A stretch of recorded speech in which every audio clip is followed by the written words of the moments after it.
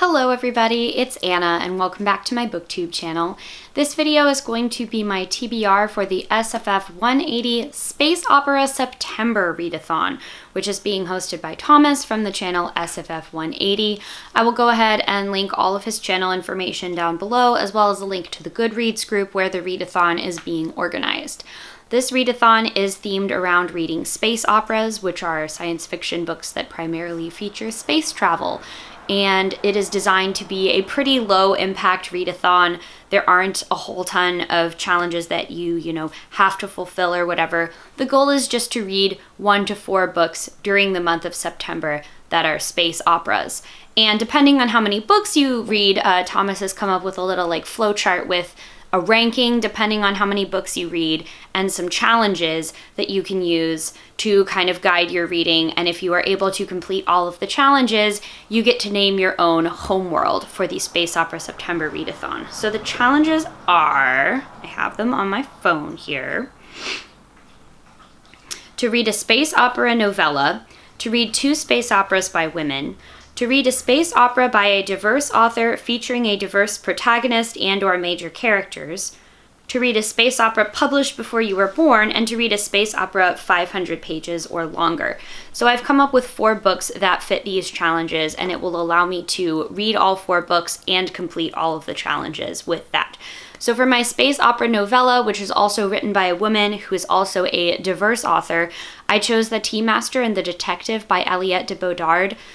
She is a French, Vietnamese, Canadian author, and she writes space operas. I have never read any of her works before, but I know that she's really popular on science fiction and fantasy booktube, and I've been meaning to read some of her works, so I ended up finding out about this particular one from Kelsey at the Fancy Hat Lady Reads, so thank you, Kelsey. For the space opera that is over 500 pages and also published before I was born, I chose Dune by Frank Herbert, which is one of my husband's favorite books. He read it when he was in high school, I think, and I have actually never read it. I only know about it via pop culture osmosis. So let's hope I can actually get through this entire thing, because this copy of it is 884 pages, and that's a doozy. Then I have another space opera that is written by a woman of color. This is Midnight Robber by Nalo Hopkinson. This is actually going to be a reread for me, but it is about this young character named Tantan who is participating in carnival on a planet that has been colonized by Afrofuturist Caribbean space explorers. And the characters that give the book its name are these sort of masked revelers that go around during carnival time in this planet. So I'm excited to read this again. It's been a while since I last did.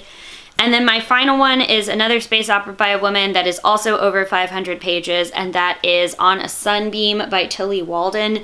This is actually a graphic novel, so I'm expecting it's going to take not too much time for me to get through, which is good because Dune is probably going to take up all my life for the entire month of September. And I know that this book has been going around YouTube a lot lately for things like the Queer Lit Readathon and the NB Book Tag, because it's got a lot of queer characters and it has a non-binary character as well, plus it takes place on a spaceship. So yeah, I am really excited to get through all of these books in September. I'm trying to keep it a relatively low impact month in terms of readathons, because I think I kind of overdid it at the end of August with my readathons, but I still really wanted to participate. Are you going to be doing this readathon along with me, or have you read any of these books outside of the purview of extra reading challenges that we use because we're overachieving nerds? Please do let me know in the comments. I'm really excited to hear your thoughts about the books that I am going to read.